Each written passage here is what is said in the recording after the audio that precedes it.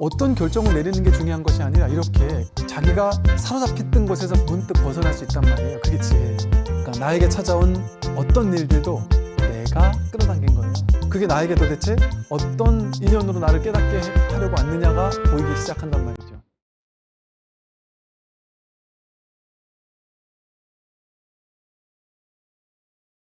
네, 반갑습니다. 오늘부터는 보니까 이제 가족과 관련된 또 그런 이야기들이 많네요. 한번 읽어보겠습니다. 자식이나 아내에게는 아무런 문제가 없다. 좋은 성적이나 내조, 무엇이든 가족에게 바라지 말라. 다만 내가 어떤 아버지, 어떤 남편으로 다가가고 있는지만 살펴라. 내가 바뀔 때 가족이 바뀌고 나아가 온 우주가 바뀐다. 많은 사람들이 이제 관계에 있어서의 문제 때문에 힘들어 하잖아요. 근데 이제 관계의 문제에서 힘들어하는 많은 분들이 하는 말은, 힘들어하는 이유가 뭐냐 하면, 저 사람 때문에, 저 사람 성격이 특이해서, 저 사람의 이런 특정한 단점 때문에, 저 사람의 이런 문제 때문에 내가 참 힘들고 괴롭고 답답하다. 저것만 좀 바꿨으면 좋겠는데, 저것만 좀 이제 어떻게 좀 바꾸면 내가 참 좋을 텐데, 이제 이렇게 생각하는 사람이 많아요. 근데 이게 이 세상이라는 곳이 그렇게 대충대충 막 있는 곳이 아니죠. 그러니까 우리 불교에서는 이걸 연기법이라고 하고요, 법계라고 하죠. 법의 세계란 말이에요. 법의 세계. 연기적으로 인연 따라 꼭 와야 할 인연이 그 인연이니까 그게 화합한 거예요. 인과 연이 화합한 거예요. 인연이니까. 인연이 아닌 건 화합할 수 없는 거죠. 그러니까 나에게, 내 눈앞에 어떤 사람이 왔다면, 이 사람이 내 가족으로 와 있다면 그게 인연인 겁니다. 그러면 이제 우리는 그러죠.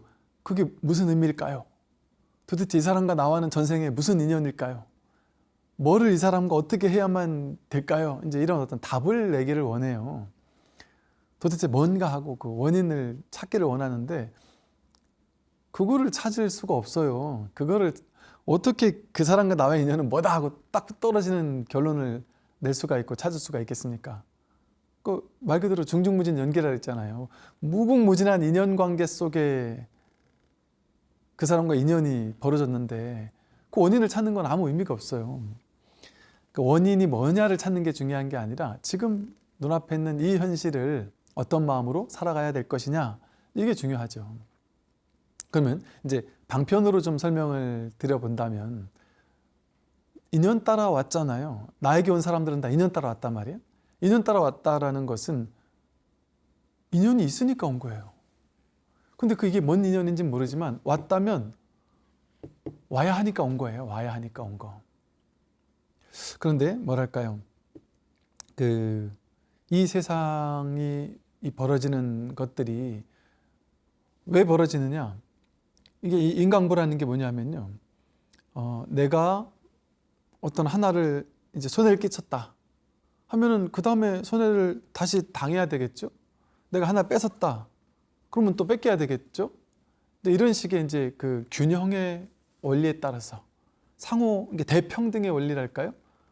그냥 균형의, 평등의 원리죠. 그런 거에 따라서 우리가 인연을 짓고 살잖아요. 업을 짓고 살잖아요. 그 업을 짓고 살면 그에 따른 합당한 과보를 받게 되는 거죠. 이제 그게 이제 현실로 나타나는 거죠. 그러니까 그 현실은, 나에게 나타나는 그 현실은 받아야만 하는 거란 말이에요. 받아야 하는 거다. 내가 경험해야만 할 거란 말이죠.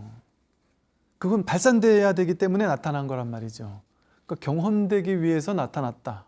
나타난 모든 것은, 내 인생에 등장한 모든 일들, 내 인생에 나타난 모든 사람들, 모든 관계, 인연, 그 모든 것들은 그것이 일어나야 할 때 적합하게 그 자리에서 그만한 크기로 딱 그 순간에 온 거란 말이에요.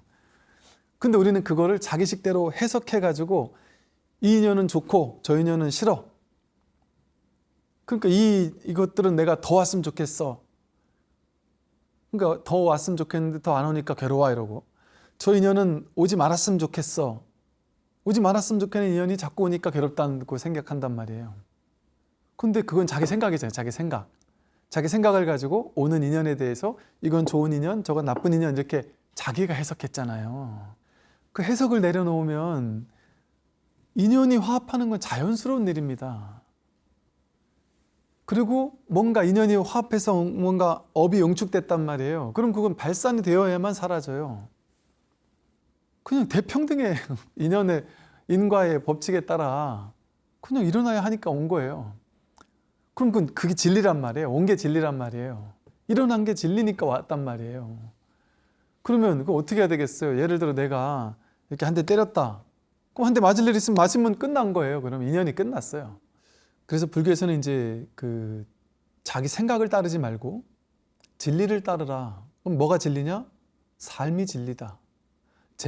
제법이라는 게 뭐냐면 제법이 실상이다 그러잖아요. 그러니까 제법이 개공이라고도 하잖아요. 제법이 뭐가 제법이에요? 삼라만상 일어난 모든 것들, 등장하는 모든 법, 모든 존재, 모든 걸 그걸 법이라고 해요. 나에게 나타난 사람도 법이고요. 나에게 등장한 어떤 사건도 법이에요. 근데 그걸 존재를 그대로 법이라고도 한단 말이에요. 그 있는 그들의 드러난 모든 존재를 왜 법이라고 하겠어요? 진리로서 드러났으니까. 그러니까 동의어란 말이에요. 같은 말이에요. 그러면 나에게 드러난 것은 그게 드러나야 하니까 드러난 거예요. 그럼 그걸 우리는 어떻게 하면 되느냐? 과도하게 취하지도 않고 과도하게 버리지도 않고 허락해 주는 거예요. 왜? 허락되기 위해 왔으니까, 감당되기 위해 왔으니까, 발산되기 위해 왔으니까, 해결되기 위해 왔으니까 마땅히 발산되도록 허락해 주는 거예요. 뭔가 문제가 일어나는 것들이 그거를 그냥 훅 받아들이고 나면 왜 그건 받아들여지기 위해서 왔으니까. 근데 그것은 자기 목적을 완수할 때까지 계속 지속적으로 찾아와요. 왜? 찾아와서 나에게 흡수되는 게 목적인데 내가 거부하니까 흡수가 안 되잖아요. 내가 거부하니까 마음으로. 그럼 얘는 흡수 당하기 위해 왔는데 내가 자꾸 거부하니까 얘는 재차 도전한단 말이에요. 왜? 이건 법이니까. 자꾸 도전해요, 나에게. 자꾸 나에게 잽을 날려요. 근데 난 이게 싫다고 자꾸 밀쳐내고 싸운단 말이에요. 맞붙어 싸운단 말이에요. 진리와 맞붙어 싸운단 말이에요. 내가 진리와 싸워서, 내가 이 우주법계 전체와 싸워서 이길 확률이 있을까요? 우린 이길 수 있다고 착각해요, 한 생각으로. 내가 이길 수 있지라고 생각한단 말이에요. 내가 취할 수도 있고 내가 버릴 수도 있다 이렇게 생각해요. 이렇다 저렇다를 마음이 딱 머물러 가지고 이걸 어떤 하나를 절대 진리로 정해버리면 그건 무효정법이 아니죠. 정해진 바가 없는 이 무주법을 실천하는 것이 아닌 게 되죠. 그래서 어떤 문제가 찾아왔다. 그럼 그것은 나름의 이유가 있어서 온 거죠. 그러니까 그 문제를 해결하고 그 문제를 해결하는 걸 통해서 어떤 그 삶의 지혜, 그러니까 나한테 어떤 어둡고 병이 걸릴 만한 그런 일들이 내 안에 막 잠재되어 있다. 그러면 그거는 이게 계속 쌓여있으면 나중에 한 방에 나를 확 무너뜨릴 거 아니겠어요? 그러니까 잽을 날리는 거예요, 인생에서. 나를 돕기 위해서. 작은 감기 몸살 같은 다양한 병들을 자꾸 나에게 가져다 준단 말이에요. 그럼 그걸 그냥 훅 감당하면 되는 거예요. 근데 그것도 감당 못하겠다고 하면 안 되죠. 그 정도는 감당해야죠. 왜 그럴까요? 내가 살면서 좋은 일도 하고 살고 나쁜 일도 하고 살았잖아요. 남들 힘들게도 하고 살았고 내 이익 때문에 남들 좋게 대해주고 살았잖아요. 그러니까 두 가지가 다 오는 거예요. 남들도 나한테 좋은 일도 해주고 나를 욕하는 일도 생기는 거예요. 좋은 일도 오고 나쁜 일도 오는 거예요. 그럼 내가 남들 나쁜 짓 했을 때는 나쁜 짓 시컨 해놓고 내가 나쁜 값을 받는 건 난 그건 싫다. 그건 안 될 일이죠. 그러니까 내가 어떻게 살았는지 알 수 없잖아요. 내가 과거에 또 혹은 뭐 방편으로 얘기해 보면 전생에 어떻게 살았는지 알 수 없단 말이에요. 알 수 없는데 뭐를 통해 알 수 있어요? 현실을 통해 알 수 있어요. 그래 현실이 드러났으면 내가 마음에 안 드는 일이 드러났으면 좋은 기회예요. 절호의 기회. 어떤 기회일까요? 악업을 녹일 수 있는 절호의 기회예요. 힘든 일이 나타났다는 거는. 어떻게만 하면 돼요? 간단합니다. 삶의 지혜는 심플한 거라니까요. 일어난 그대로를 그대로 허용해 주면 돼요. 그대로 감당해 주면 돼요. 그거 받아들여주면 돼요. 그렇다고 해서 이 말이, 이 받아들임이란 말이 그냥 때리면 때린 대로 맞아야 된다는 그런 얘기가 아니에요. 내가 할 수 있는 대응은 다 한단 말이에요. 때리면 안 맞으려고 피하기도 하고 할 건 다 한단 말이에요. 그런데 그럼에도 불구하고 어쩔 수 없는, 내가 어떻게 손 쓸 수 없는 일들이, 그게 진짜 괴로운 거 아니에요? 그런 괴로움이 온단 말이에요. 자식이 태어났는데 내가 마음에 안 드는 게 많아요. 이거 버릴 겁니까? 내가 아무리 자식을 바꾸려고 해도 안 되잖아요. 그러면 그 있는 그대로의 자식을 받아들여야 된단 말이죠. 근데 그냥 받아들인다는 게 뭐냐? 바꾸도록 최선을 다해 노력은 해봐야죠. 근데 노력은 하지만 안 되면 어쩔 수 없이 받아들인다라는 건 뭐겠어요? 최선을 다해 아이의 문제점을 바꾸도록 노력은 한다. 그러나 될 수도 있고 안 될 수도 있다. 그게 지혜예요. 공부를 시킨다. 근데 아이가 나는 죽어도 못하겠다고 하면 조금 더 권유는 해본다. 그래도 못하겠다고 하면 하나하나 설명은 해본다. 그래도 못하겠다고 하면 오케이, 인정해준다. 나는 죽어도 해도 안 돼요. 그걸 인정해준단 말이에요. 할 수 있는 만큼 최대한 한다는 말이에요. 그러니까 제가 받아들임을 얘기하니까 어떤 분들은 나쁜 사람이 나쁜 일을 같이 하자고 막 나쁜 일을 도모하자고 막 찾아왔대요. 이것도 인연인갑다 하고 받아들인다고 그 나쁜 일을 같이 해야 되냐고 얘기를 하더라고요. 안 되죠. 자기 가슴이 왜 있어요? 내 가슴으로 그게 아니다 싶은 마음이 생기면 하지 말아야죠, 당연히. 그러니까 이 불교가 참 대단한 공부면서도 이게 참 신기한 공부예요. 분별하지 마라 했단 말이에요. 분별하지 않으면 안 됩니다. 분별해야 돼요. 그런데 분별하면 안 돼요. 이 말을 아셔야 됩니다. 분별하되 분별함이 없이 분별해야 됩니다. 판단하되 판단에 집착하지 않고 판단해야 돼요. 그걸 금강경에서는 머무는 법 없이 마음을 낸다. 집착하는 법 없이 마음을 낸다라고 했어요. 마음 내야 돼요. 자식 공부 잘하도록 노력해야죠. 그것도 하지 말라는 게 아니라 그렇게 했는데도 도저히 안 된다. 그리고 애들이 너무 힘들어한다. 그러면 깔끔하게 포기하란 말이에요. 그리고 공부 못하는 걸 온전히 받아들일 수 있어야 된단 말이죠. 누가 나쁜 일을 하자고 그래요. 내 가슴이 아니다고 한다. 내 생각이 아니라고 한다. 못하겠다 하고 얘기해야죠. 근데 막 내가 거부하려고 해도 어쩔 수 없이 이게 내가 할 수밖에 없는 상황이 되었다. 그럼 어떡하겠어요. 죽어도 안 되는 그런 게 있단 말이에요. 그럴 때는 어쩔 수 없이 감당해야 될 때도 있단 말이죠. 그래서 뭐랄까, 이게 삶이 되게 간단해요. 노력하면 돼요. 더 좋게 살기 위해서 노력하고 분별하면 됩니다. 성공하기 위해서, 더 좋은 남편으로 바꾸기 위해서, 더 좋은 자식으로 바꾸기 위해서, 돈을 더 벌기 위해서, 조금 더 좋은 집을 사기 위해서 최선을 다해서 노력을 합니다. 최선을 다해서 노력하는 건 다 하잖아요. 그건 다 하란 말이에요. 그런데 해도 안 되는 게 있어요. 한 번, 두 번, 부처님이 그래서 그러셨잖아요. 3번, 4번까지는 도전하셨단 말이에요. 근데 3번, 4번까지 했는데 안 되면 깔끔하게 포기하셨단 말이에요. 부처님 일대기 보세요. 3번, 4번 했는데 안 되면 깔끔하게. 그게 설사 나쁜 걸 할지라도 딱 포기하십니다, 부처님은. 심지어 부처님 석가족이 멸망할 때 3번을 막았는데 4번째는 놔뒀단 말이에요. 멸망되도록. 아무리 좋은 것도 아무리 나쁜 것도 최선을 다해 3번까지 해본단 말이에요. 부처님이 분별한단 말이에요. 좋으면 좋은 대로, 나쁘면 나쁜 대로 마음먹은 대로 한단 말이에요. 그게 받아들임이지. 한 번, 두 번, 3번도 도전 안 해본다? 그거는 받아들임 아니에요. 그냥 진짜 수동적으로 바보처럼 사는 거죠. 그거는 그냥 바보와 뭐가 다르겠어요. 최선을 다해서 바꾸고 변화시키고 도전하고 노력하고, 그래서 삶의 뭔가 변화를 가져오는 게 좋습니다. 또 내가 가슴 뛰는 어떤 일이 있다면 그걸 위해서 더욱더 노력하는 게 좋죠. 그런데 해봤단 말이에요. 인생에서 해보고 산단 말이에요. 그런데 한 번, 두 번, 3번 해도 안 되는 게 많습니다. 남편 술 먹지 마 3번만 해봤어요. 30년을 해봤는데도 안 되잖아요. 그럼 왜 그걸 가지고 내가 힘들어해요? 남편도 힘들고 나도 힘들고 깔끔하게 포기해야지. 30년을 했는데 기왕 먹을 거면 맛있게 드십시오 하고, 아니 내가 짜증내면서 화내면서 막 그냥 욕을 하면서 술 먹으면 넌 죽는다 지옥 간다고 하면서 술 먹으면 더 괴롭지 않겠어요? 그 남편?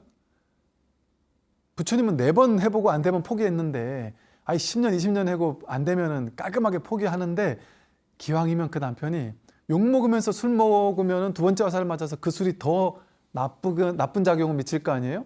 그러니까 어차피 이 사람은 내가 지금 이 사람의 의식에서는 내가 말해도 안 되는구나, 오케이 받아들인단 말이에요. 지금은 그 사람을 바꾸려고 해도 안 될 때가 있어요. 아이들 공부할 때 안 될 때가 있다니까요. 여러분 제가 해봐서 알아요. 제가 중학교 2학년 때까지요, 와 정말 전 미치겠대요. 전 중학교 2학년 때까지 공부를 못했습니다. 공부를 못했어요. 중학교 1학년 때 제가 학교 선생님이, 우리 학교 음악 선생님이 저희 고모였어요. 고모가 저를 중1 때 붙잡아 놓고서 공부를 엄청 시켰다니까요. 주말마다 맨날 그 고모가, 결혼도 안 한 고모가 혼자서 연애도 못하고 애인도 없고 하시니까 그랬는지 나를 불러다가 토요일 일요일마다 맨날 1대1 과외를 시켰어요. 때가 아니면 공부시켜도 안 됩니다. 제가 알아요. 중1 때 1년 내내 고모 밑에서 정말 힘든데 1대1 과외를 받아도, 이야 더 신기한 거는 1년 동안 그렇게 죽도록 1대1 과외를 선생님한테 받아도 성적이 1등도 안 올라가대요. 때가 아니면 절대 안 돼요. 안 됩니다. 그 안 되는 애를 갖다가 공부하라고 시키면 얼마나 스트레스겠어요. 안 되는 남편한테 자꾸 바뀌라고 막 해보면 되겠습니까? 안 된다니까요. 시절 인연이 아직 안 된 거예요. 그런데 고모가 2학년 초에 불러가지고 맛있는 거 사주고서는 다음 주부터는 안 와도 된다. 그냥 너는 착하니까 그냥 착하게 살아라. 착한 게 어디냐. 아마 공부 좀 못한다고 뭐 나쁜 짓만 안 해도 되지 이러면서 포기를 했어요. 포기하고 전 2학년 때 신나게 놀았습니다. 근데 중학교 2학년 겨울방학 때 갑자기 제가 말씀드렸죠. 절에 갔다가 스님을 만나고 그 스님께서 너는 뭐든지 마음만 먹으면 다 할 수 있다. 그 많은 학생들 가운데 저를 되게 유독 이뻐해 주시면서 뭐 하여간 너무나도 이렇게 칭찬해주고, 이게 제 인생에 처음 있는 일이었어요. 이게 뭐지? 이런 일이 있나? 그 스님께서 뭐든지 해봐라. 된다니까? 마음에서 안 된다라는 그 한 생각 때문에 안 되는 거지는 반드시 된다. 그래서 저는 그때 그 스님 말씀이 부처님 말씀인 줄 알았어요. 스님이 된다는데 안 될까? 그리고 그때 제가 갑자기 뭐가 그냥 막 꽉 꽂혀가지고 공부를 해보자. 그래서 매주 절에 나가면서 주중에 혼자 공부를 했어요. 혼자. 겨울방학 때부터 공부를 시작했는데 그 다음 중학교 3학년 딱 올라갔을 때 첫 시험에서 제가 그 다음 해에 고등학교 올라가서 이제 중학교 위문 가려고 학교 위문을 갔더니 중학교 3학년 애들이 제가 오니까 다 알아요. 뭐 어떻게 아니? 이랬더니 제가 약간 전설 비슷하게, 전설까지는 아니겠지만, 왜 공부를 되게 못하던 학생이 갑자기 성적이 쑥 올랐다고 이런 사례가 있었다 하면서 막 이렇게 사례처럼 얘기했대요. 제가 공부하겠다 마음 먹고 나서 불과 얼마 안 걸렸어요. 갑자기 성적이 막 확 올라가 버렸어요. 그러니까 이게 뭐지? 내가 왜 이렇게 성적이 오르는 거지? 난 왠지도 몰랐어요. 갑자기 그 해에 머리가 막 확 트이는 느낌? 뭐 수학, 뭐 이게 그냥 너무 쉽게 알겠더라고요. 그 어려웠던 수학이 너무 쉽게 그냥 다 알겠더라고요. 그러니까 이게 때가 있단 말이에요. 때가. 제가 이렇게 잘 알고 있는 친한 그 목사님이 계세요. 그 목사님은요, 고등학교 2학년 때까지 공부를 되게 못했어요. 고등학교 2학년 때까지. 못하기도 했고 본인도 공부하기 싫었대요. 그 공부 안 하고 고2 때까지 안 했어요. 갑자기 고2 때 공부를 해야 되겠다는 생각이 들더래요. 그래서 고2 때 공부하면, 물론 지금은 늦을 수도 있겠죠. 어쩌면 옛날하고는 좀 다를 수도 있겠죠. 그런데 갑자기 고2 때 공부를 시작해가지고 1년 반 만에, 대학을 얘기하긴 뭐하지만 최고의 좋은 대학교를 붙었어요. 때가 있다니까요, 여러분. 아직 시절 인연이 안 되면 아무리 노력해도 안 될 수가 있어요. 그러니까 상대가 아직 때가 아닌데 그걸 기다려주지 못하고 막 집착을 하고 내 생각으로 내 욕망을 가지고 니는 이렇게 바뀌어야 되라고 한다는 건 그건 폭력이에요, 폭력. 아무리 옳은 거라도 폭력이에요. 중요한 말입니다. 아무리 옳은 거라도 그에게는 폭력입니다. 그 아이가 공부 열심히 시켜서 공부하도록 하는 거 옳지요. 근데 그 아이가 준비가 안 됐는데 그걸 강제로 시키는 거는 얼마나 폭력적인 일입니까? 그래서 지혜로운 부모님이라면 기다려줄 줄 알아야 되는 거죠. 기다려줄 줄 알아야 돼요. 아직 때가 안 됐더라도 그냥 따뜻한 사랑으로 보듬어 안으면서 괜찮아. 이럴 수도 있고 저럴 수도 있지. 진심으로 그 인정해줘야 돼요. 그게 있는 그대로를 있는 그대로 허용해주고 받아들여주는 거예요. 근데 우리는 어떻게 해요? 난 안 그런데 어떻게 내 자식이 저런 놈이 나왔지 하거나 내가 하필이면 남자를 잘못 만나가지고 여자를 잘못 만나가지고 부모님을 잘못 만나가지고 이러잖아요. 그럴 수가 없습니다. 남편을 잘못 만날 수가 없고요. 아내를 잘못 만날 수가 모르겠어요. 없다고 이렇게 얘기하기보다는 그 속에서 내가 배우고 깨달아야 될 게 있으니까 그 사람 만나는 거예요. 근데 물론 내가 아직 그 근기가 안 되는데 감당이 안 된다 하면 예를 들어 뭐 너무 폭력을 쓴다 하면 어쩔 수 없이 헤어질 수도 있겠죠. 그럴 때는 과감하게 내가 딱 벗어나는 게 지혜일 수도 있어요. 이건 내가 아무리 봐도 아닌데 그냥 미련하게 붙어 있는 거 맨날 맞으면서 넌 내 밑에 있으니까 사는 거지. 넌 집 밖을 나가는 순간 너 같은 사람 살 수도 없어 하고 가스라이팅을 하듯이 그런 남편 밑에서 막 죽도록 괴로워하고 살던 보살님이 계셨어요. 근데 어느 날 마음 공부하다가 문득 깨달았습니다.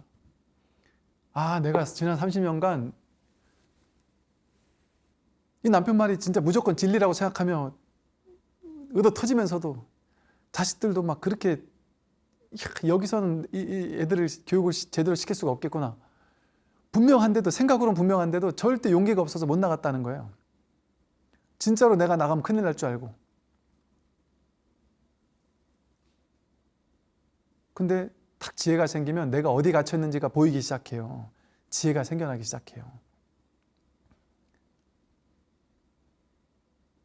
어떤 결정을 내리는 게 중요한 것이 아니라 이렇게 자기가 사로잡혔던 곳에서 문득 벗어날 수 있단 말이에요. 그게 지혜예요. 그래서 나에게 찾아온 어떤 일들도 내가 끌어당긴 거예요. 이유가 있어서 온 거예요. 와야 되기 때문에 온 거예요. 그러니까 그걸 허용해주고 받아들여주고 나면 거기서 배워야 될 걸 배우게 돼요. 거기서 깨달아야 할 걸 깨닫게 돼요. 그게 나에게 도대체 어떤 인연으로 나를 깨닫게 하려고 왔느냐가 보이기 시작한단 말이죠. 그래서 이제 이런 말이 있어요. 이제 상대가 완벽하고 잘난 사람이라면 그를 통해서 배우고 깨달아야 할 것이 별로 없다. 그것이 바로 완벽한 남편이나 아내가 아닌 지금 내 옆에 있는 이 사람이 나에게 온 이유다. 서로의 단점을 통해 삶의 지혜를 수확해 나가는 곳, 그곳이 바로 이 사바 세계다. 상대방의 마음에 들지 않는 부분, 그 부분이야말로 내가 그를 통해서 배우고 깨달아야 할 것이 무엇인지를 알려주는 귀중한 힌트가 된다. 그래서 이런 방식이 이 우주 법계가 수많은 인연들을 조합해서 그들 모두를 동시에 깨닫게 하고자 하는 이 우주 법계 윈윈 전략이라는 거죠. 너도 깨닫고 나도 깨닫는 핵심은 뭐냐 하면요. 그 사람이 문제 아니에요. 내 바깥 경계가 문제가 아닙니다. 내 경제력이 문제도 아니고요. 내 조건이 문제가 될 수 없어요. 전부 다 자기 마음에서 찾아야 돼요. 그 답을. 바깥에 있는 어떤 특별한 조건 때문에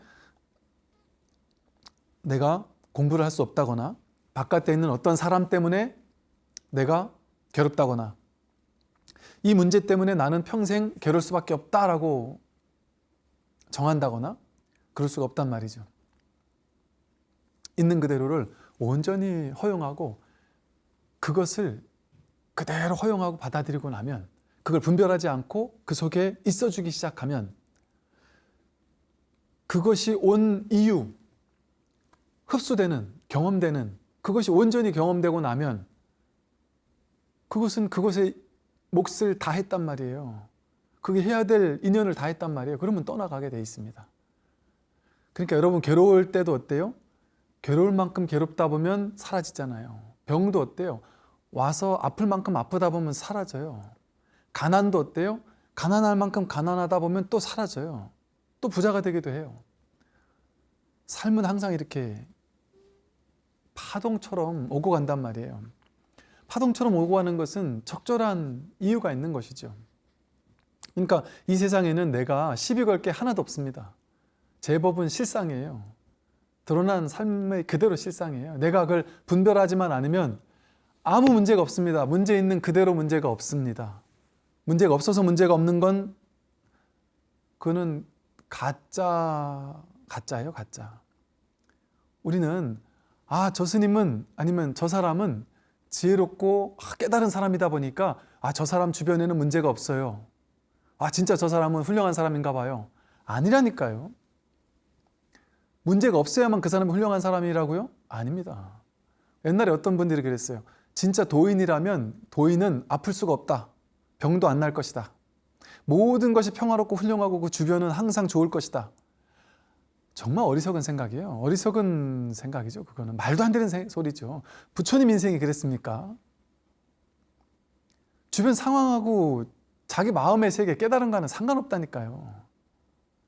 부처님도 주변에 부처님 모함하는 사람이 얼마나 많았는데요. 안 좋은 일이 얼마나 많았고 썩은 음식 먹고 토하는 일도 있으셨고요. 목숨도 잃으셨고요. 반드시 좋은 일만 일어나야 된다? 그건 우리의 어리석은 생각이에요. 여러분들 그러잖아요. 나쁜 일이 일어나면 내가 복이 없어서 그래요. 제가 전생에 뭔가 죄 지은 게 많은가 봐요. 아니라니까요. 부처님은 복이 없어서 그런 일이 일어났습니까? 그런 식으로 해석해가지고 내 인생을 좋으니 나쁘니 하고 분별할 필요가 없단 말이에요. 그냥 그런 거예요. 그 문제가 있는데 그걸 내가 해석하니까 그렇게 해석되는 거지, 해석만 하지 않으면 문제가 일어나는 그대로 아무 일이 없습니다. 부처님에게 엄청난 일이, 안 좋은 일들이 많이 일어났잖아요. 근데 사실은 부처님에게는 아무 일도 일어나지 않았습니다. 그거 깨닫는 거예요, 여러분. 여러분이 마음 공부를 하면서, 불교 공부를 하면서 나는 불교를 통해서 내 인생을 행복하게 바꿀 거야.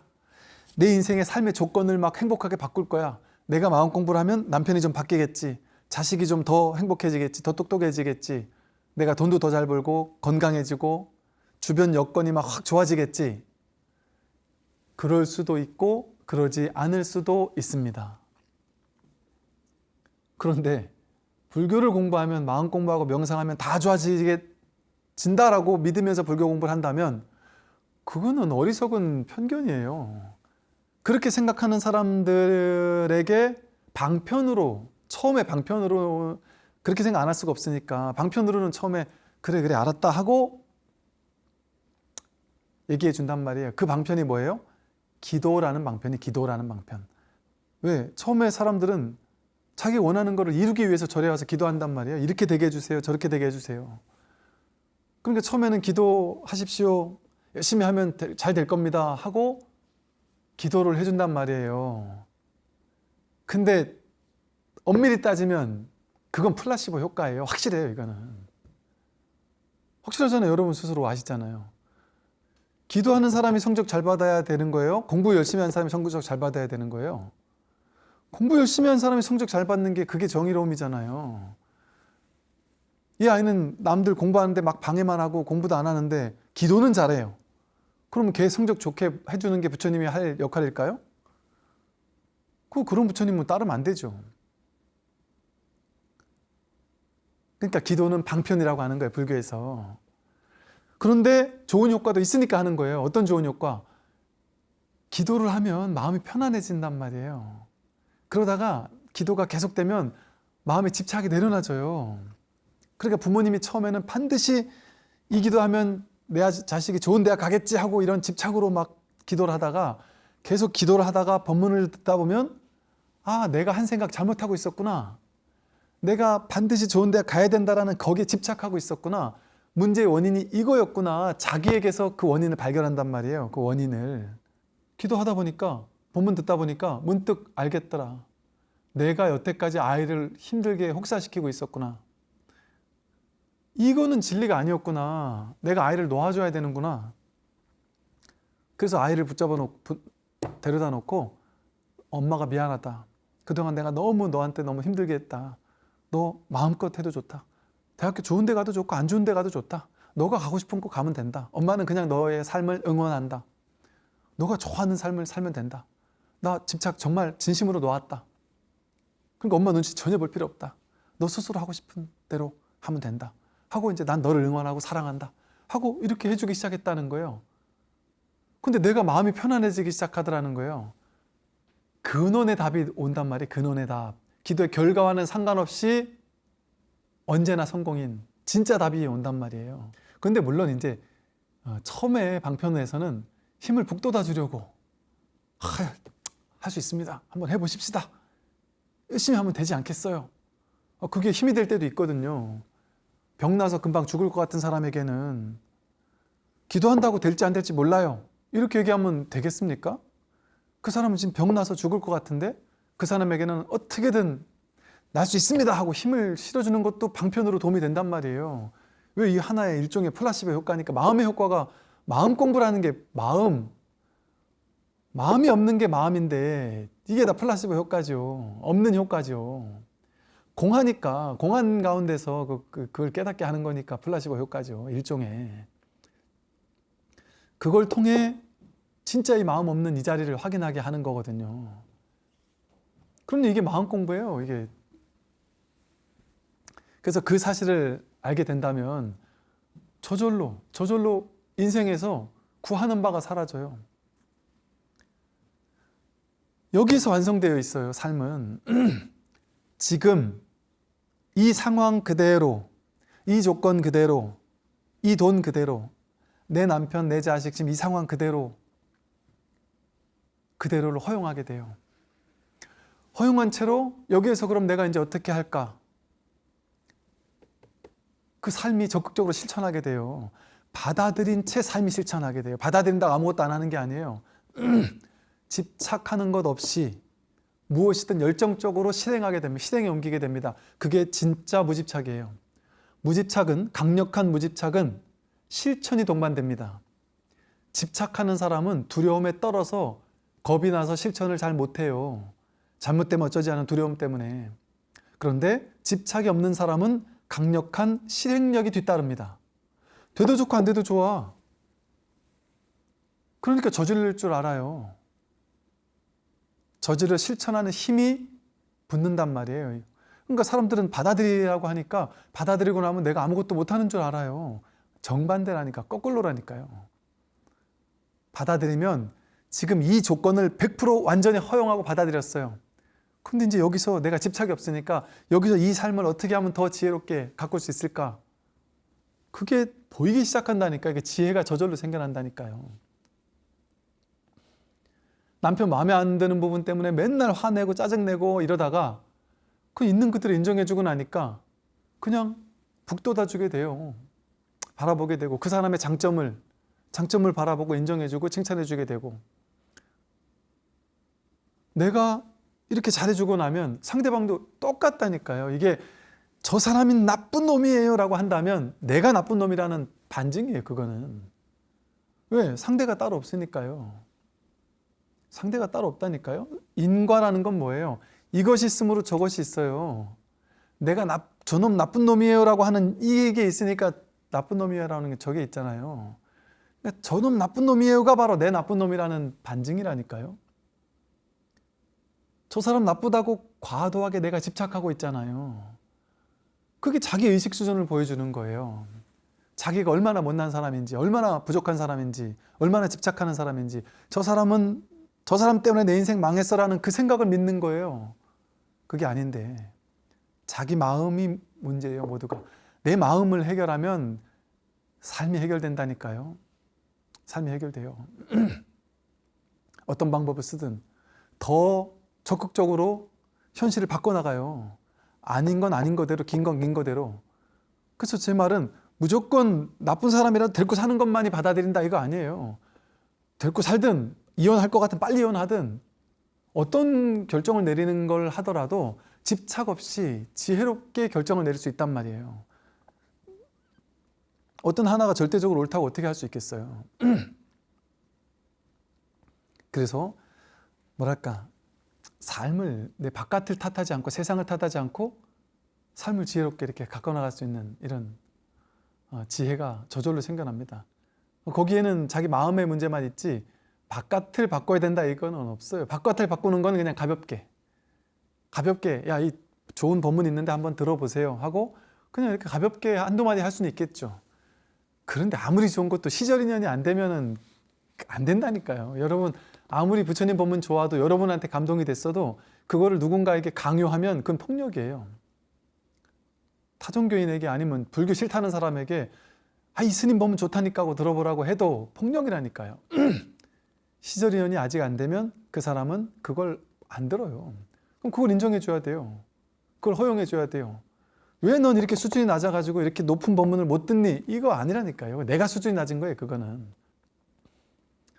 그래서 보리심의 씨앗만 심을 뿐이에요. 그냥 가볍게. 그래서 이 부처님도 위의교화라고 하잖아요.